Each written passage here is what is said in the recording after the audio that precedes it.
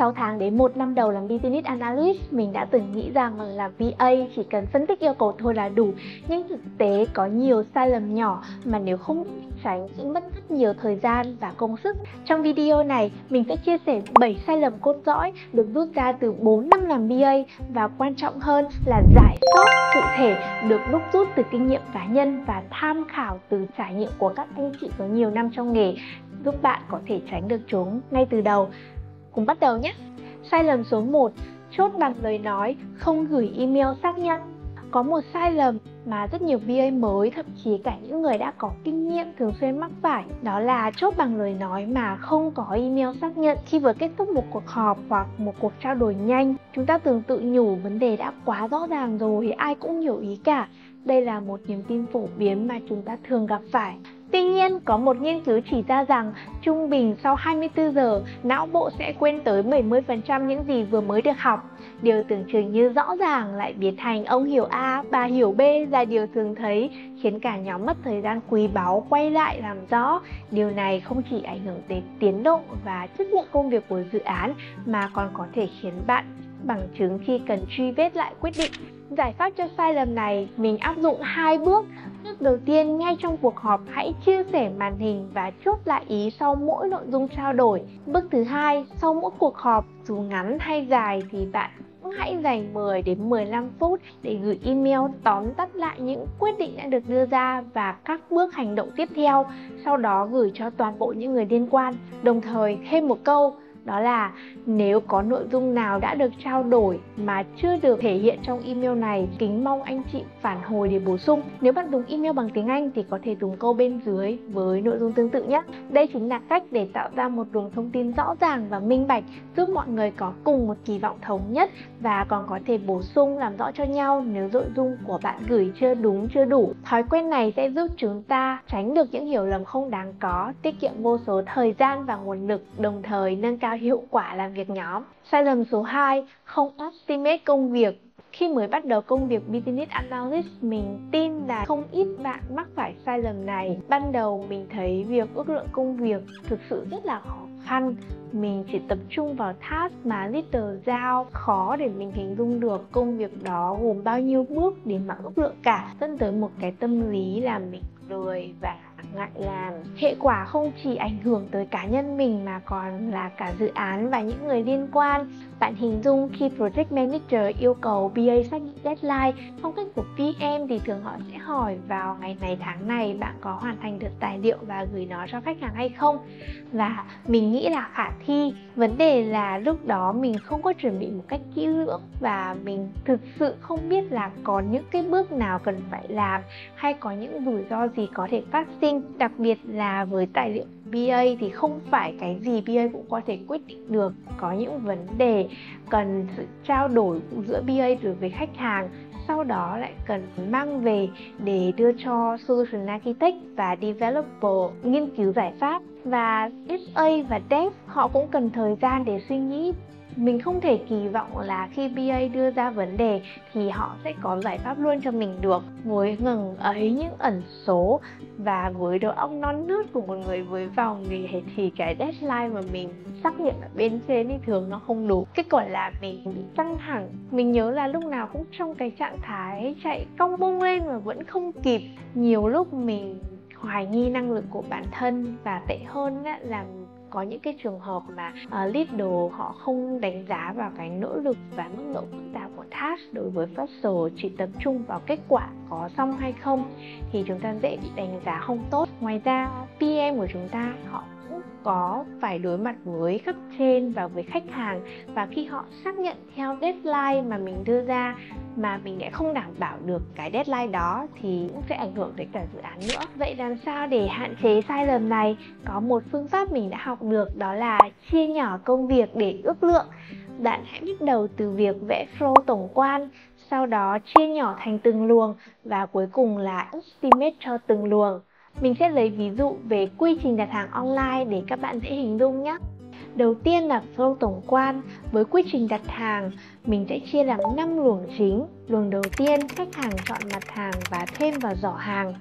Luồng thứ hai, khách hàng chọn mã giảm giá, nguồn tiền thanh toán, phương thức vận chuyển và thêm ghi chú nếu cần. Luồng thứ ba, khách hàng xác nhận thanh toán. Luồng thứ tư, khách hàng xác thực thanh toán. Và cuối cùng luồng thứ 5, thông báo kết quả đơn hàng. Ban đầu nếu bạn chưa thể tự vẽ được flow tổng quan thì hãy tham khảo lời khuyên từ leader. Vẽ xong đưa cho leader kiểm tra ok thì mới làm bước tiếp theo. Hãy nhớ là leader chỉ đóng vai trò là người hướng dẫn đưa ra lời khuyên, còn bản thân bạn phải là người trực tiếp thực hiện công việc này thì mới nhanh chóng cải thiện được kỹ năng. Sau khi tóm được flow tổng quan thành các luồng nhỏ thì bước tiếp theo mình sẽ đi phân tích từng luồng nhỏ đó. Có 3 thông số cần tập trung liệt kê. Đầu tiên là số lượng các bước, thứ hai là số lượng các hệ thống tích hợp và thứ ba là danh sách màn hình. Luồng có thể ngắn hay dài, tích hợp nhiều hay ít. Nếu chăm chỉ liệt kê, chúng ta sẽ có con số trung bình để làm một luồng gồm 10 bước tích hợp một hệ thống, khoảng 3 đến 4 màn hình là bao nhiêu và từ đó nhân tỷ lệ cho các luồng khác. Mình lấy ví dụ với luồng số 1, mình liệt kê ra 9 bước, 4 màn hình và không hệ thống tích hợp. Từ đó mình sẽ đưa ra ước lượng cho một luồng đầu tiên và sau khi làm thực tế thì mình sẽ có con số thực tế đối chiếu và so sánh rút kinh nghiệm cho các luồng tiếp theo. Trong trường hợp bạn thấy deadline cận kề mà không thể hoàn thành được công việc thì phải lập tức báo cho team lead và PM để cả team cùng tìm hướng giải quyết cho phù hợp. Việc im lặng không báo gì sẽ khiến cho cả team bị động và còn dẫn đến những hậu quả nghiêm trọng hơn. Việc thực hành chia nhỏ và ước lượng công việc không chỉ giúp chúng ta làm chủ deadline mà còn là một cách để bản thân mình nhìn thấy sự trưởng thành của chính mình. Bản thân mình ngày đầu và bản thân mình khi có kinh nghiệm, tốc độ làm việc sẽ khác nhau. Mình sẽ thấy bản thân mình tự tin hơn, lành nghề hơn và đó cũng là một hành trình trưởng thành khá thú vị đấy. Sai lầm số 3, không làm rõ đầu việc khi nhận task. Vấn đề này có thể xảy ra bởi vì khi leader giao việc có thể chưa có tiêu chí rõ ràng. Nếu bạn cứ làm theo ý hiểu của bản thân mà không làm rõ công việc được giao, có thể kết quả sẽ không sử dụng được. Đặc biệt là có những từ khóa thuật ngữ là quy ước nội bộ công ty mà bạn lại đi tìm kiếm ở trên mạng, dẫn tới hiểu sai hoàn toàn và thực hiện công việc không đúng trọng tâm. Thêm một điểm nữa là nhiều khi leader sẽ giao cho bạn rất nhiều công việc khác nhau và bản thân họ cũng không có nhớ rõ là đã giao cho bạn những công việc gì, khiến bạn lúng túng không biết là nên thực hiện tiếp công việc đang dang dở hay là chuyển sang công việc vừa mới được giao. Chính vì vậy, khi nhận task từ cấp trên, từ leader của mình thì cần phải làm rõ 2 thông tin. Thứ nhất đó là nội dung của công việc, có điểm nào chưa hiểu thì cần phải hỏi lại ngay. Cái điểm thứ hai đó là thứ tự ưu tiên của công việc đó so với những cái công việc mà bạn đang làm. Bằng cách này bạn có thể đảm bảo bản thân luôn nắm rõ cái mục tiêu của công việc, tối ưu hóa hiệu suất làm việc của bản thân. Sai lầm số 4, không gửi trước lịch trình cuộc họp. Khi bắt đầu nhận công việc tổ chức cuộc họp, mình nghĩ đơn giản là đó là buổi thảo luận để mọi người cùng bàn luận về một tính năng A. Như vậy là đã rõ ràng rồi.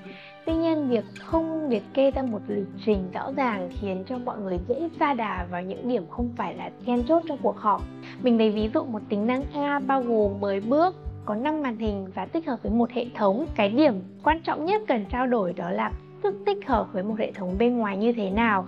Tuy nhiên thì mình chỉ gửi lịch là thảo luận về tính năng A khiến cho mọi người dễ sa đà vào các cái tính năng gọi là nice to have trước đó mà không tập trung vào mấu chốt của vấn đề cần phải giải quyết trong cuộc họp.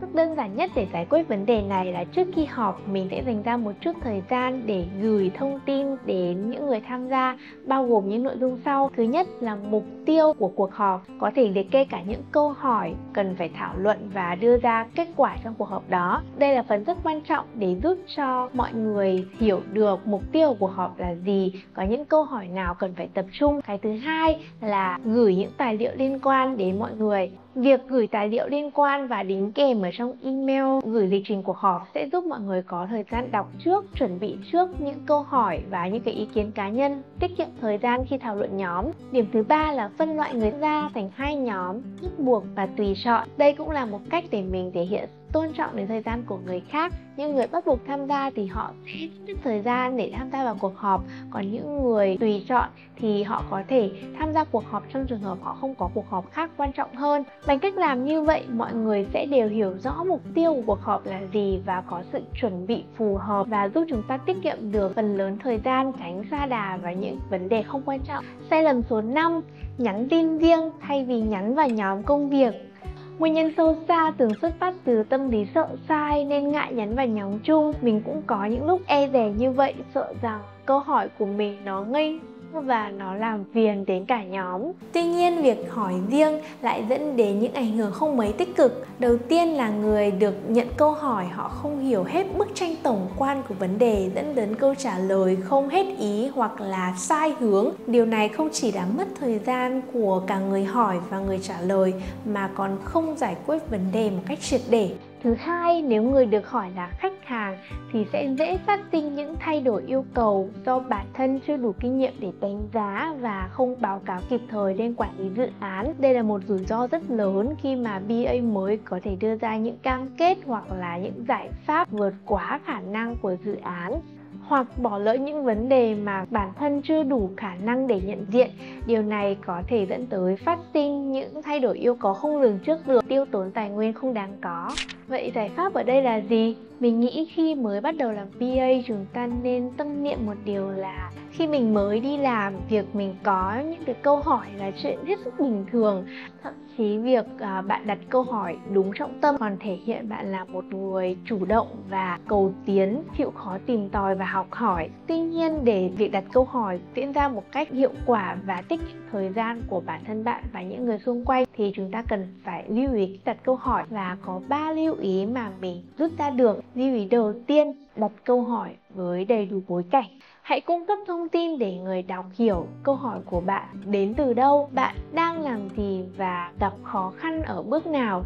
Điều này giúp cho người đọc họ hình dung ra được cái vấn đề một cách nhanh chóng và không mất thời gian để hỏi đi hỏi lại. Lưu ý thứ hai, nêu rõ điều cần hỏi ý kiến. Nếu như bạn cần hỏi ý kiến về một vấn đề cụ thể nào đó thì cần phải nêu ra một cách rõ ràng. Ví dụ, em nên chọn phương án A hay là phương án B, có nên làm theo yêu cầu C hay không. Tuyệt đối tránh các câu hỏi chung chung và không rõ là cần phải trả lời gì. Lưu ý số 3 là đưa ra hướng giải quyết của bạn. Khi đặt vấn đề xong thì bạn có thể trình bày cái hướng giải quyết mà bạn đã nghĩ ra. Có thể là hướng giải quyết đó nó không hoàn toàn đúng, tuy nhiên nó đã thể hiện là bạn đang nỗ lực giải quyết vấn đề và bạn có những cái hướng suy nghĩ riêng, không phải là hỏi cho xong. Và khi mà nêu ra như thế thì người khác cũng sẽ dễ dàng góp ý và chỉnh sửa cho bạn.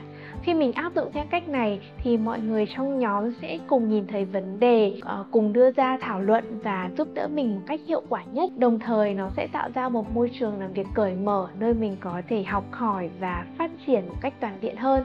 Sai lầm số 6, không vẽ sơ đồ UML. Mình đã từng làm dự án mà không sơ đồ hóa các yêu cầu bằng các cái tiêu chuẩn chung như Activity Diagram, State Diagram. Dẫn tới khi developer và tester triển khai dự án thì team mất rất nhiều thời gian để trao đổi làm rõ với BA. Bản thân BA khi mà phân tích không có sơ đồ rất dễ bị thiếu những trường hợp ngoại lệ, corner case, và từ đó thời gian để quay lại phân tích, đánh giá ảnh hưởng. Giải pháp cho vấn đề này đó là khi mà phân tích thì bản thân BA cần làm đầy đủ các bước, đặc biệt là khi mình mới thì mình càng phải làm cẩn thận và đầy đủ. Kể cả trong trường hợp mà dự án không có yêu cầu thì bản thân BA cũng nên phác thảo ra để mình hình dung được hết cái luồng hành trình và luồng hệ thống, tránh phân tích thiếu và mất thời gian quay lại để đánh giá ảnh hưởng sau này. Sai lầm số 7, không baseline business requirement. Đây là một sai lầm có thể gặp ở cả dự án in-house và dự án outsourcing, bởi vì không có một mốc baseline cho business requirement nên khi có thay đổi sẽ không thể xác định được đâu là change request, và BA cứ loay hoay trong cái vòng lặp phân tích rồi lại thay đổi rồi lại phân tích lại, dẫn tới trễ deadline. Và điều quan trọng là bạn không có cơ sở để chứng minh rằng việc chậm trễ đó không hoàn toàn do mình. Cái việc thay đổi yêu cầu thường xuyên còn làm đứt đoạn mạch tư duy và dễ dẫn tới phân tích thiếu yêu cầu. Giải pháp cho vấn đề này đó là requirements cần phải có một mốc để chốt lại trong trường hợp là khách hàng và team phát triển có thời gian để trao đổi làm rõ yêu cầu thì vẫn cần một mốc chốt chặn lại cái việc trao đổi làm rõ này. Sau đó thì PA sẽ phân tích tài liệu SIS dựa trên cái yêu cầu đã chốt. Trong trường hợp có thay đổi thì cần phải đưa ra PA cùng với team phát triển, đại diện là Dev Lead và Tester Lead cùng đánh giá và đưa cho PM để quyết định xem là có làm cái thay đổi yêu cầu đó hay không. Cuối cùng dựa vào quyết định của PM là có làm cái thay đổi yêu cầu đó thì PA sẽ lặp lại quá trình phân tích tài liệu SIS và estimate lại cái thời gian làm dựa trên cái sự thay đổi mà PM đã quyết định ở trước đó.